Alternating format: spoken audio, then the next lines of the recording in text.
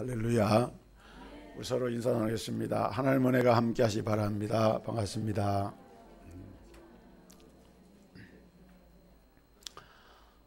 지금은 예수님의 탄생을 기다리는 대림절 맞고 있는데요.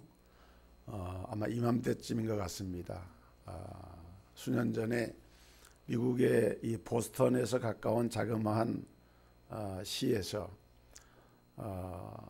시청 청사 앞에다가 이 성탄절을 기념하면서 예수님과 그 탄생하는 광경을 하나의 그 모형으로 만들어서 이렇게 이제 설치를 했습니다. 거기는 예수님, 어린 아기 예수님 상도 있고 또 요셉과 마리아, 또 동방 박사들, 그 양을 치는 목동들, 이런 걸 이렇게 조형으로 만들어서 이렇게 설치를 했는데, 어떤 도둑이 와가지고 그 아기 예수님을 그냥 훔쳐가 버렸대요. 아무리 찾아봐도 없는 거예요. 시청 직원들이 아무리 찾아봐도 아기 예수가 없는 거예요. 갑자기 새로 만들 수도 없고, 회의를 한 끝에 아기 예수님이 없는 이 성탄은 의미가 없다. 그래서 아예 전체를 다 철거를 했다는 겁니다. 어쩌면 오늘날 우리가 맞는 성탄절의 모습의 한 단면을 이 이야기가 보여주지 않나 생각을 합니다. 무슨 말인가 하면은, 오늘날 사람들이 성탄절을 맞으면서 뭐 여러 가지 많은 걸 합니다. 그런데 정작 성탄절의 주인공 되시는 예수님은 거기 안 계신다는 거예요. 오늘 성탄을 앞두고 이 대림절을 지나면서 여러분의 마음속에 생명의 주 되신 예수님이 여러분의 마음의 한 복판에 좌정하고, 또 그러한 주님과의 교통이 이루어지는 이런 복된 심령들이 되기를 주의 이름으로 축복합니다. 성탄절 그러는데 성탄일이라고 말하지 않고 성탄절이라고 말을 합니다. 석가가 탄생한 날은 석탄일이라 그러죠. 근데 예수님이 탄생하신 이 절기는 성탄일이라고 하지 않고 성탄절이라고 하는가? 성경에 예수님이 탄생하신 정확한 날짜가 기록되어 있지 않습니다.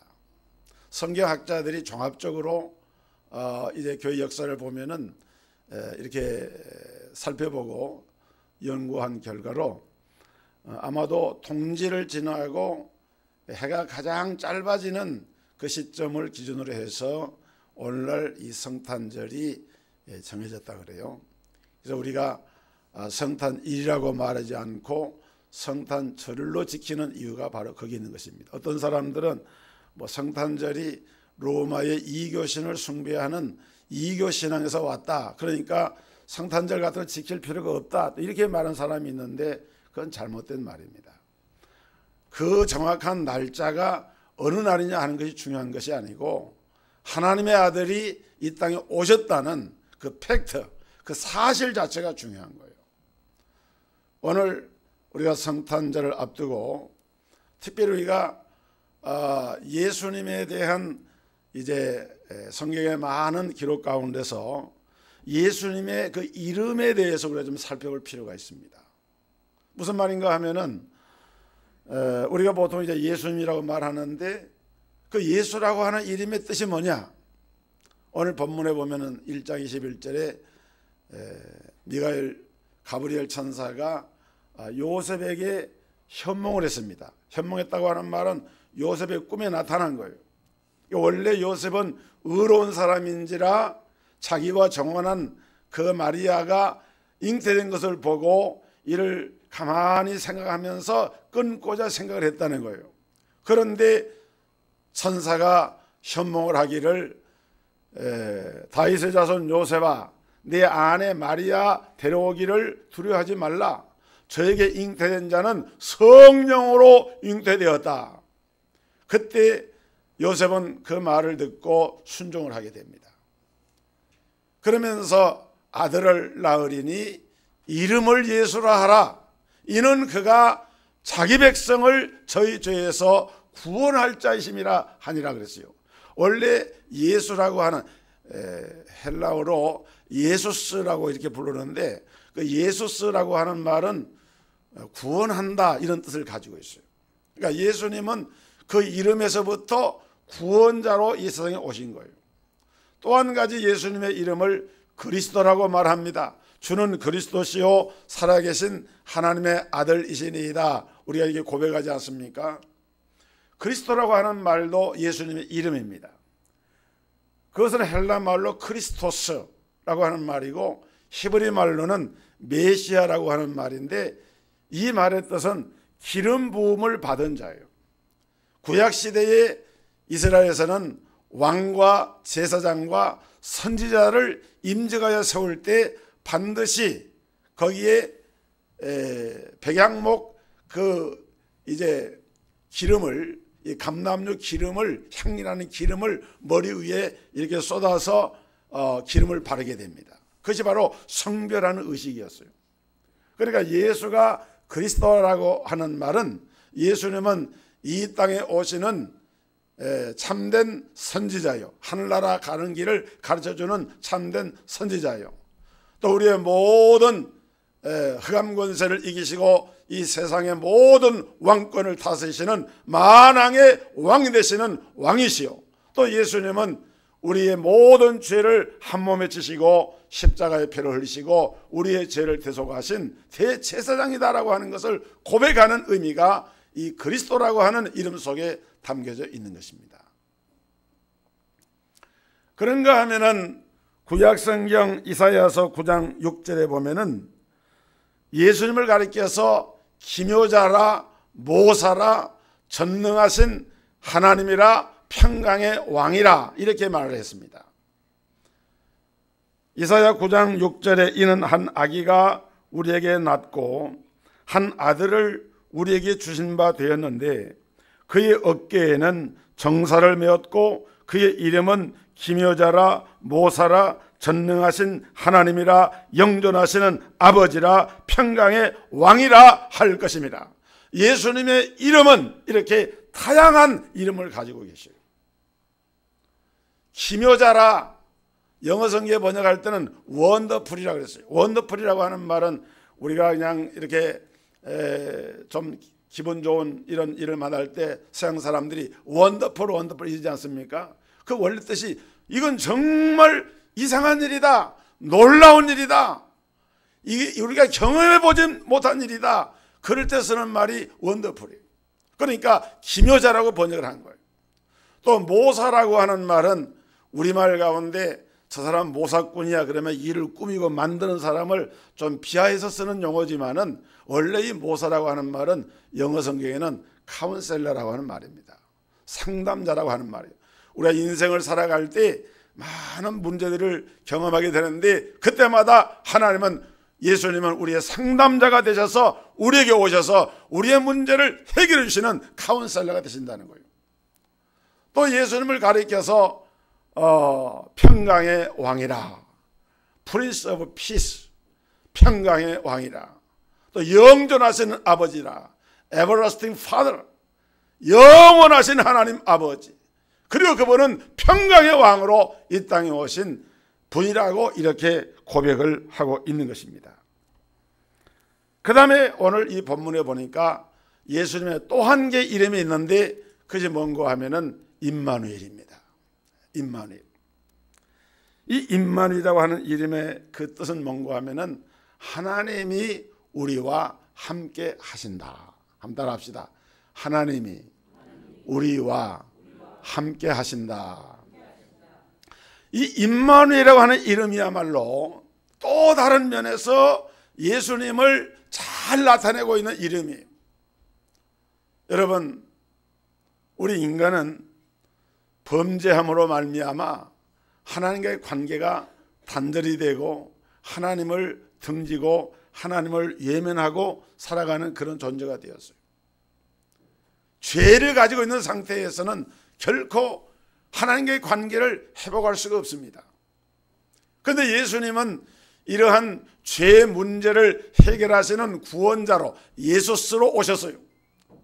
우리의 모든 죄의 문제가 그리스도 안에서 해결이 됨과 동시에 우리는 하나님과 함께할 수 있는 그런 새로운 신분으로 변화가 되어집니다. 놀라운 것은 예수님은 그 근본이 하나님의 본체십니다. 그분은 영존하신 아버지십니다. 그분은 참 하나님이십니다. 그런데 하늘에 계신 하나님이 육신의 몸을 입고 이 땅에 오셔서 사람들과 함께 한다고 하는 것은 이건 놀라운 일이 아닐 수가 없는 거예요. 이것을 우리는 하나님의 속성을 얘기할 때 하나님의 속성, 하나님이 가지고 계시는 성질이죠. 하나님이 가지고 계시는 그 특성을 우리가 속성이라고 그래요. 그런데 그 속성 가운데 하나가 편재성이라고 하는 것이 있습니다. 편재성이라고 하는 것은 모든 곳에 하늘이나 땅이나 바다나 미국이나 일본이나 한국이나 어느 곳에나 다 계신다 그 말이에요. 그게 편재성입니다. 그 말을 또 다른 말로는 무소부재하시다 그렇게 말하죠. 무소부재, 안 계신 곳이 없는 분이라는 거죠. 그러니까 하나님은 어느 곳에나 다 계세요.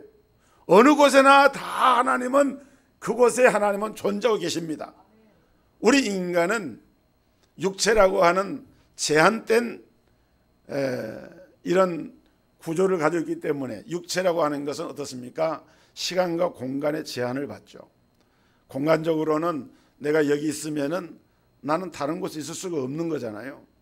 또 시간적으로는 우리 인간은 한시적인 존재이기 때문에 우리는 한 생을 살다가 삶을 마감하고 떠나가면 그 존재가 소멸되고 없어져 버립니다. 그러나 하나님은 그렇지 않습니다. 하나님은 무소부재하시고 편재해 계시고 그분은 영원토록 존재하시는 분이 되기 때문에 우리 인간과 다른 그런 이제 분이 바로 하나님이신데, 바로 그런 하나님이 임마누엘이 되셔서 사람의 몸을 입고 이 땅에 오신 것은 오늘 우리와 함께 하시기 위해서 이 땅에 오셨다는 거예요. 그러면 예수님은 무엇 때문에 임마누엘로 오셨는가를 우리가 바로 알아야 되는데요. 오늘 본문에 보니까 21절에 자기 백성을 저희 죄에서 구원할 이심이라, 이 말씀 속에 자기 백성을 구하러 오신 거예요. 자기 백성을. 여러분, 그렇습니다. 남의 백성이 아닙니다. 모든 백성이 아닙니다. 자기 백성이에요. 예수님이 이 땅에 오신 것은 우리가 어떤 휴머니즘을 가지고 우리 사회가 추구하는 인간의 보편주의적인 박애정신을 가지고 예수님은 이 땅에 모든 사람을 위해서 오셨고 모든 사람을 구원하신다, 그렇게 말하면 굉장히 좋은 말이 되죠.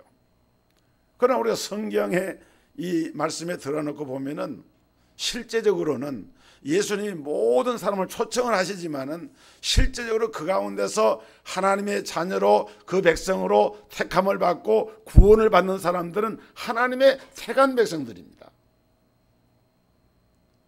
누구만 하나님이 구원을 하세요? 하나님의 택한 백성. 야곱과 에서가 한날 한시에 낳았지만은 로마서 9장에 보면은 하나님께서 에서는 미워하시고 야곱은 사랑하셨다 그랬어요. 여러분, 이것을 어떻게 보면은 어떻게 그러면 그 하나님이 사랑의 하나님일 수가 있느냐라고 반문할 수도 있겠지만은, 그것은 사랑의 주체가 되시는 하나님이 당신의 주권을 가지고 행하시는 거예요. 그래서 유명한 토기장의 비유가 있잖아요. 토기장이가 진흙을 가지고 그릇을 만들 때, 자기가 원하는 것을 만드는 거예요. 진흙으로 항아리도 만들고 주발도 만들고 접시도 만들고 만드는 거예요. 그거는 그 토기장이의 자기의 마음대로 하는 거예요.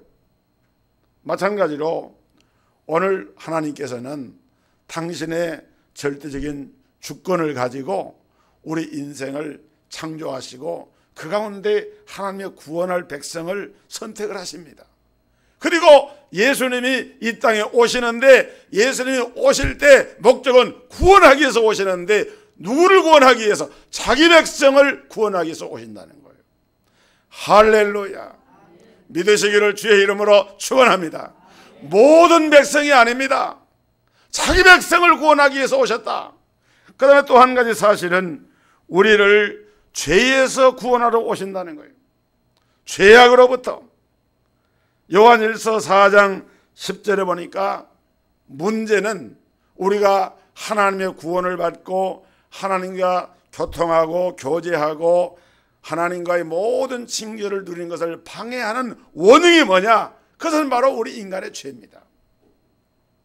아담과 하와로부터 시작된 하나님을 반역한 이 원죄로부터 시작을 해서 우리 인간은 아무도 그 원죄에서 자유로울 수 있는 사람이 없는 것입니다. 유는 유를 낳고 종은 종을 낳는 생물학의 법칙대로 영적인데도 마찬가지예요. 죄인이 자녀를 낳으면 죄인을 낳게 됩니다. 그러니까 우리는 어떤 죄를 범해서 죄인이 아니라 태어날 때부터 죄인의 존재로 출생하는 거예요. 하나님을 떠난 존재로 출생을 하기 때문에 우리 인간은 처음부터 그야말로 숙명적인 이 죄와 죄의 결과인 사망이라고 하는, 그리고 하나님의 심판이라고 하는 이러한 이제 이 틀에서 벗어나지 못하는 그런 존재가 되고 말았는데, 그런데 예수님은 이 땅에 오셔서 이 죄 문제를 해결하십니다. 요한일서 4장 10절에 사랑은 여기 있으니 우리가 하나님을 사랑하는 것이 아니요 하나님이 우리를 사랑하사 우리 죄를 속하기 위하여 화목제물로 그 아들을 보내셨습니다. 사랑하는 자들아, 하나님이 이같이 우리를 사랑하셨은즉 우리도 서로 사랑하는 것이 마땅하도다. 여러분, 우리가 하나님을 사랑한 게 아닙니다. 하나님이 저와 여러분을 사랑하신 거예요. 언제? 로마서 5장 8절에 보니까 우리가 아직 죄인 됐을 때 그리스도께서 우리를 위하여 죽으심으로 하나님께서 자기의 사랑을 확정하셨다 그랬어요. 그러니까 우리는 죄인의 상태에서 하나님께 나아갈 수조차 없는 그런 상태에서 하나님은 창세전의 예정 가운데서 독생 성자를 이 땅에 보내시고 그리스도의 피 흘리심으로 말미암아 대속의 은혜를 베풀으시고 성령의 인을 치심으로 말미암아 저와 여러분을 택하셔서 주의 백성을 삼으시고 이 구원의 은혜를 베풀어 주신 거예요. 그래서 자기 백성을 저희 죄에서 구원하기 위해서 오셨다고 하는 말씀이 바로 이 의미를 담고 있는 것입니다. 여러분, 우리 인간은 누구든지 세상 죄를 지고 가는 하나님의 어린 양, 보라 세상 죄를 지고 가는 하나님의 어린 양이로다. 요한복음 1장 19절에 보니까 세례 요한이 예수님이 나오신 것을 볼 때에 그렇게 증거를 합니다. 세상 죄를 지고 가는 하나님의 어린 양이로다. 여기서 말하는 세상은 바로 저와 여러분을 말하는 거예요. 보라 김송수의 죄를 지고 가는 하나님의 어린 양을 보라. 박아몽의 죄를 지고 가는 하나님의 어린 양을 보라. 보라 나의 죄를 지고 가는 하나님의 어린 양을 보라. 오늘 여러분, 예수님께서 바로 이러한 죄를 지고 십자가의 죽음을 위해서 이 땅에 오신 것이 바로 성탄일인 것입니다. 그 다음에 예수님은 약속의 성취자로 오셨습니다. 22절에 보면은 이 모든 일이 된 것은 주께서 선지자로 하신 말씀을 이루려 하심이니. 그러니까 예수님이 메시아로 오실 것에 대해서 성경은 이미 다 예언을 했어요.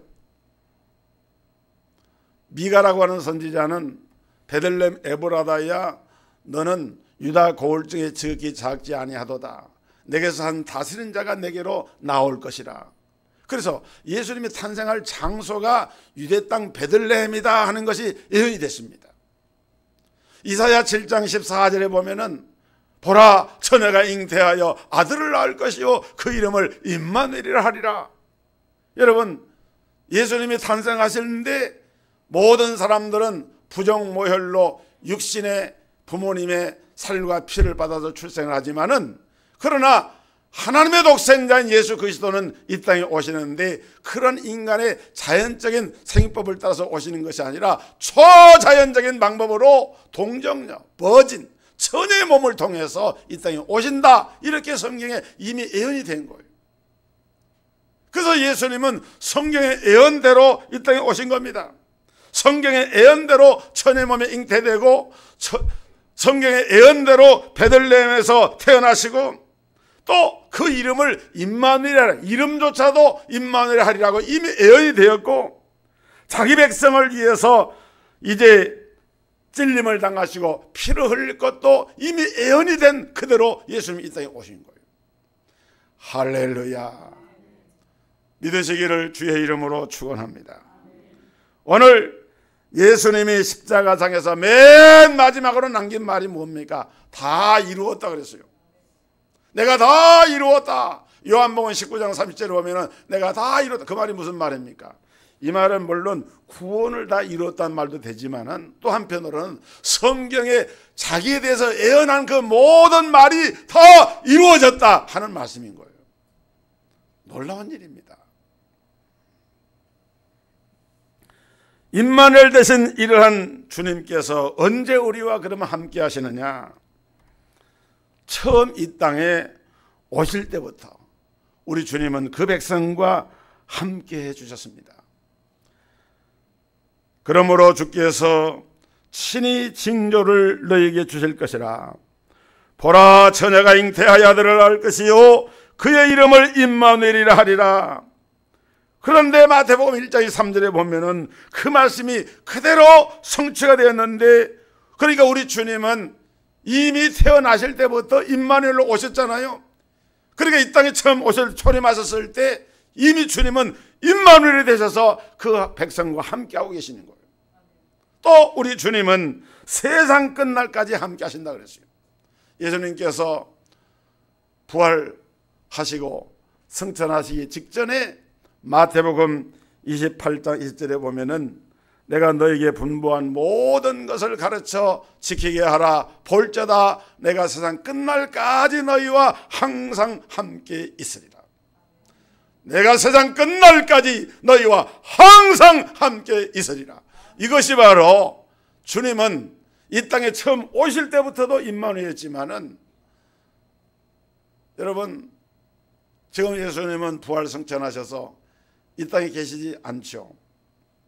그런데 성경에 보면 요한복음 14장에 내가 아버지께 구하여서 또 다른 보혜사를 구하리니 그 보혜사가 너에게 오시면 그 보혜사가 너희와 영원토록 함께하라 그랬어요. 그 보혜사는 바로 그리스도의 영인 성령을 말하는 거예요. 그러니까 실제로 예수님은 이제 육신의 몸을 입고 오셨던 예수님은 부활 승천하셔서 하늘나라로 올라가셨지만은 그분이 약속한 대로 그리스도의 영인 성령께서 이 땅에 오셔서 성도의 심령의 내면 속에 좌정하시면서 우리 안에 거하시면서 주님은 지금도 임마누엘로 저와 여러분과 함께하고 계시는 것입니다. 창세기 28장 15절에 하나님께서 야곱과 약속을 합니다. 내가 너와 함께 있어 네가 어디로 가든지 너를 지키며 너를 이끌어 이 땅으로 돌아오게 할지라. 내가 네게 허락한 것을 다 이루기까지 너를 떠나지 아니하리라. 야곱이 형 에서를 속이고 아버지를 속이고 도망가다가 저 베델이라고 하는 곳에서 돌을 베게 하고서 잠을 청했는데 천사가 나타나가지고 하나님께서 너와 함께하겠다는 놀라운 약속을 주고 계십니다. 여러분, 이 약속은 야곱에게만 주신 것이 아니에요. 오늘 이 땅에 살고 있는 우리 모든 성도들의 삶 가운데 과거에도 함께 하시고 미래에도 함께 하시고 지금 현대 이 순간에도 함께 하시고 오늘 하나님 앞에 주의 이름을 모여서 예배하는 이 자리에도 우리 주님이 함께하고 계신 줄로 믿습니다. 그걸 믿는 것이 임마누엘의 신앙입니다. 역대상 17장 8절에 보면 다윗에게 말씀합니다. 네가 어디로 가든지 내가 너와 함께 있어 내 모든 대적을 내 앞에서 멸하였은즉 세상에서 존귀한 자들의 이름 같은 이름을 내게 만들어주리라. 이사야 41장 10절에 이스라엘 백성을 향해서 두려워하지 말라, 내가 너와 함께함이니라. 놀라지 말라, 나는 내 하나님이 됨이니라. 내가 너를 굳세게 하리라. 참으로 너를 도와주리라. 참으로 나의 의로운 오른손은 너를 붙들리라 하시면서 임마누엘의 신앙의 약속의 말씀을 다시 한번 반복을 하고 계시죠. 여러분, 이제 우리는 어떻게 살아야 되겠습니까? 임마누엘로 예수님을 우리가 모시고 살아가는 성도들은 먼저 이 임마누엘 되신 예수님이 이 땅에 오신 것을 기뻐해야 됩니다. 내가 온 백성에게 미칠 큰 기쁨의 좋은 소식을 너희에게 전하노라. 여러분, 성탄절은 무엇보다 기뻐해야 되는 날입니다. 성탄절을 맞는 성도들이 얼굴에 석삼자 내전자를 그려놓고 얼굴을 찡그리고 있으면 안 돼요. 정말 기뻐해야 됩니다. 왜? 하나님이 하늘의 보좌를 버리고 우리와 영원토록 함께 있을 땅에 오신 날이 성탄절인데 그걸 기다리는 성도들이 기뻐해야 되죠. 그래서 성경에 보면은 들에서 양을 치던 목자들도 기뻐하고 동방마사들도 기뻐하고 마리아와 요셉도 기뻐하고 천군과 천사도 기뻐하고 예루살렘에 사는 시몬이라는 경건한 성도도 기뻐하고 안나라고 하는 여선지자는 가부된 지 84년인데 이제는 주께서 나를 놓아주시는도다. 그 주님의 탄생을 기뻐하면서 하나님께 영광을 돌리는 걸 볼 수가 있어요. 여러분, 성탄을 기뻐하기를 주의 이름으로 축원합니다. 기뻐하는 것이 우리가 성탄의 임마누엘 주님을 기리는 거예요. 또 한 가지, 우리는 두려워 말고 담대해야 됩니다. 예수를 믿는 우리 성도들은 하나님의 심판을 두려워할 것이 없습니다. 왜냐? 이미 예수님이 해결하시기 때문에.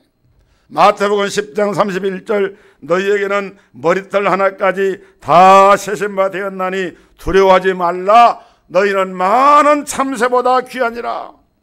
주님이 함께하기 때문에 두려워할 필요가 없다는 거예요. 에레미야 1장 8절에 너는 그들 때문에 두려워하지 말라. 내가 너와 함께하여 너를 구원하리니 나 여호와의 말이니라. 우리를 악에서도 구원하시고 고난에서도 구원하시고 질병으로 죽을 것 같아도 사업이 망할 것 같아도 성경에 보니까 두려워하지 말아라, 염려하지 말아라. 왜 그렇습니까? 임마누엘 되신 주님이 함께 하시기 때문이라는 거예요. 그리고 두려워하지 말라는 소극적인 자세에서 한 걸음 더 나가서 담대하라고 말씀합니다.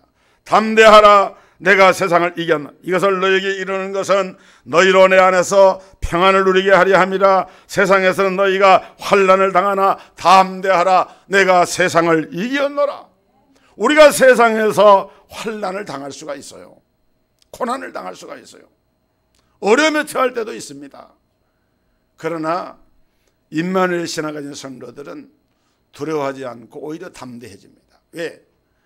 최후의 승리가 주님과 주를 믿는 성도의 있음을 믿기 때문입니다.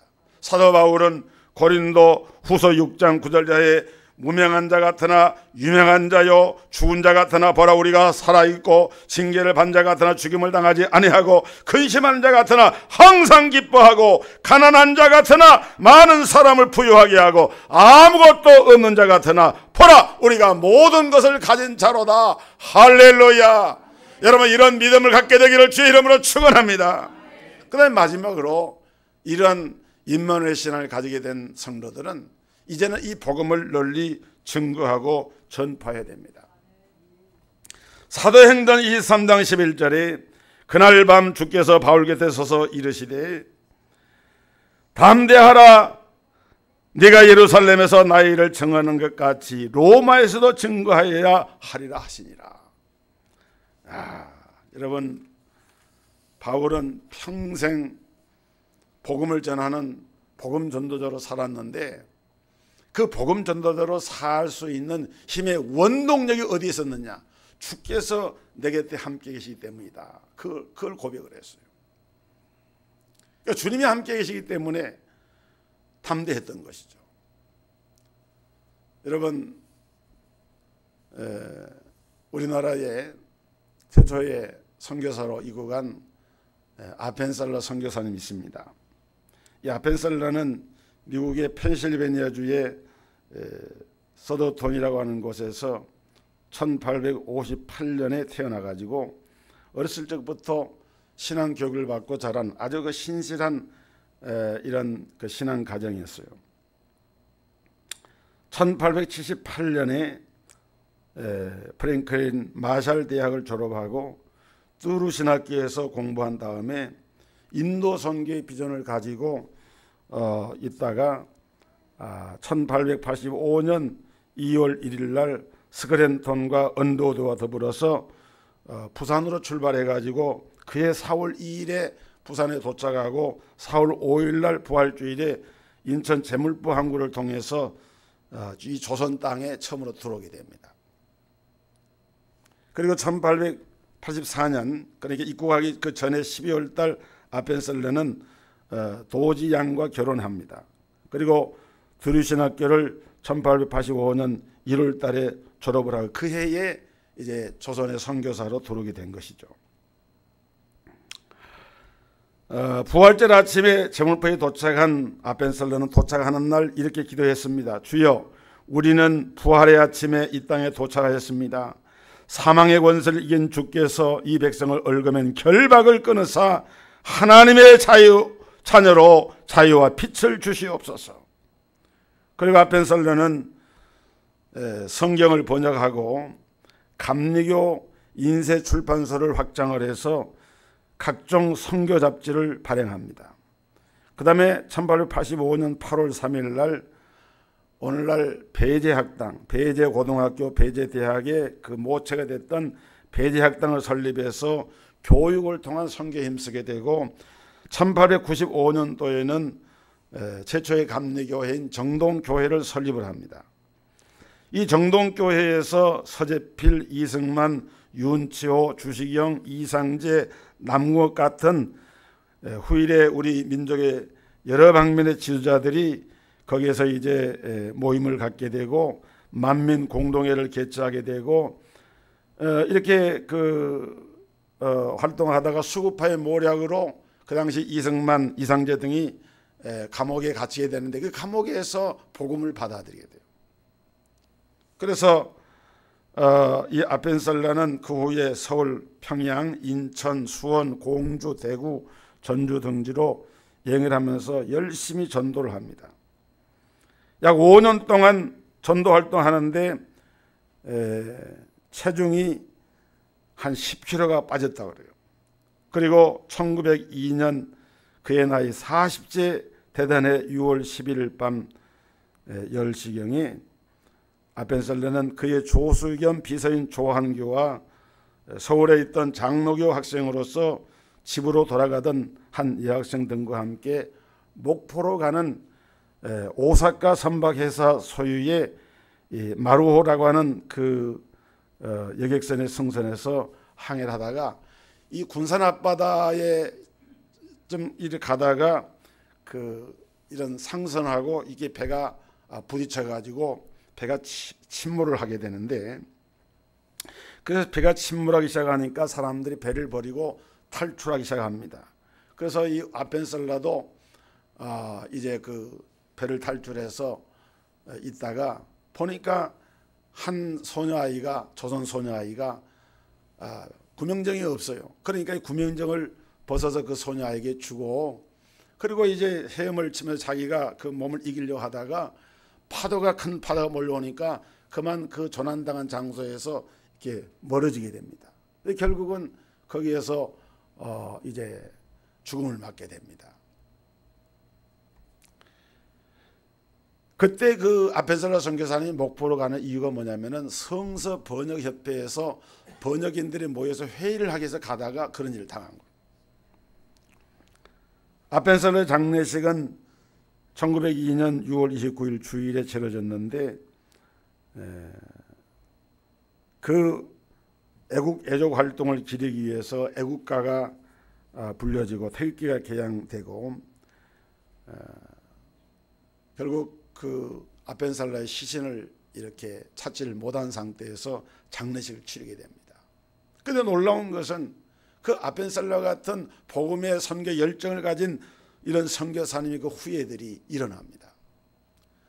아들과 딸을 두었는데 아벤살러의 아들은 장남은 배제학교 교장으로 장녀는 이화학당의 교장으로 봉직을 합니다.